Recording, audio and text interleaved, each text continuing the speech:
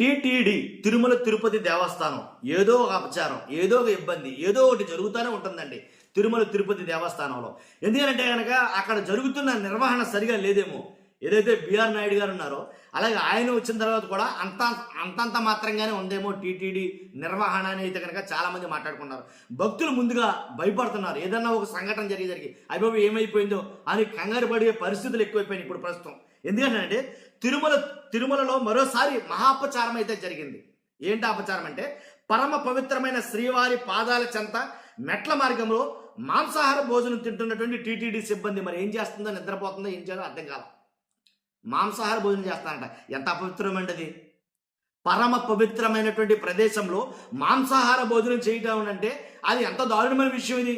కాబట్టి దీన్ని ఇలాంటి ఘటనలు ఎలా జరుగుతున్నాయి, ఎందుకు జరుగుతున్నాయి?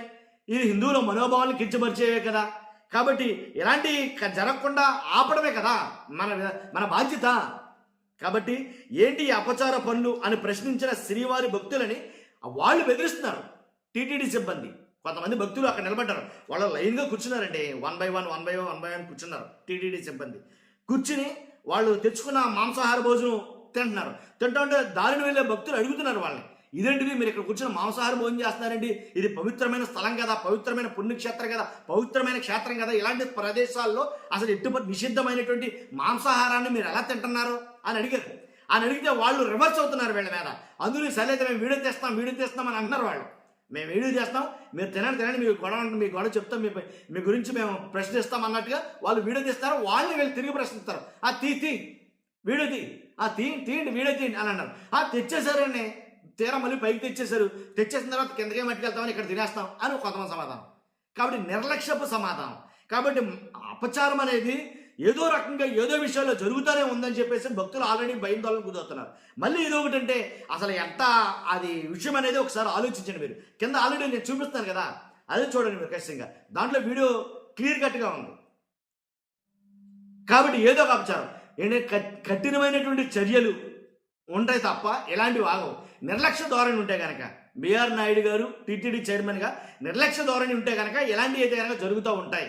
కాబట్టి ఒక స్ట్రిక్ట్ వైఖరి అనేది ఖచ్చితంగా ఉండాలి దాని మీద. ఎందుకంటే కొన్ని కోట్ల మంది మనోభావాలతో ముడిపడినటువంటి సెన్సిటివ్ అంశాలు అలాంటి వాటి మీద చాలా జాగ్రత్తగా ఉండాలి. కాబట్టి ఇదేనే కాదు, ఇంకా ఏదో ఒకటి జరుగుతూనే ఉన్నాయి. ఆ గతంలో కూడాను ఏదో ఒకటి తొక్కిసలాట్లో చనిపోవడం కావచ్చు, ఇలా ఒకటి కాదు రెండు కాదు, టీటీడీలో చాలా అయితే జరుగుతూనే ఉన్నాయి కంటిన్యూస్గా. సరైన కట్టుదిట్టమైన చర్యలు లేకనే అని అయితే కనుక భక్తులు ఆరోపిస్తున్నారు. చూద్దాం. మళ్ళీ రీసెంట్గా ఇప్పుడు ఒక వార్త అయితే వచ్చింది. ఏంటది? అసలు తిరుపతి లడ్డు జగన్ గారి హయాంలో ఏదైతే ఒక నింద అయితే వేశారో అది ఉత్త అబద్ధం.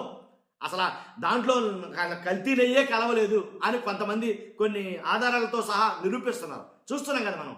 కాబట్టి అదంతా పచ్చి అబద్ధం అని అయితే మాట్లాడతారు. కాబట్టి ఇలాంటివన్నీ జరుగుతూ ఉంటే అది ఎలాంటి భక్తుల మనోభావాలతో ఆటాడుకున్నట్టు ఉంటుంది. కాబట్టి ఇలాంటివి జరగడం మంచిది కాదు నన్ను అడిగితే కనుక. కాబట్టేనేమో వరుస ఘటనలు చూస్తున్నాం మనం రాష్ట్రంలో. ఏ చోట ఎక్కడెక్కడ తిరుమలలో కావచ్చు, హరిచందనం కావచ్చు, ఇలాగ తర్వాత మన కాశీబొగ్గులో జరిగిన సంఘటన కావచ్చు, ఇలాంటివన్నీ కూడా నిర్లక్ష్యం వల్లే జరిగాయే, దాంట్లో ఎలాంటి డౌట్ లేదు. కాబట్టి కఠినమైనటువంటి చర్యలు అయితే ఉండాలి ఖచ్చితంగా. కాబట్టి ఇది హిందువుల మనోభావాలకు సంబంధించింది. అటు చూస్తున్న మీరు అందరూ మీ అభిప్రాయం ఫస్ట్ కామెంట్ రూపంలో తెలియజేయండి, లైక్ చేయండి, ఇది ఎక్కువ మందికి షేర్ అవుతుంది. అలాగే మీ అభిప్రాయాన్ని మీరు తెలియజేయండి, పక్కాగా మన ఛానల్ సబ్స్క్రైబ్ చేయండి. Thank you very much.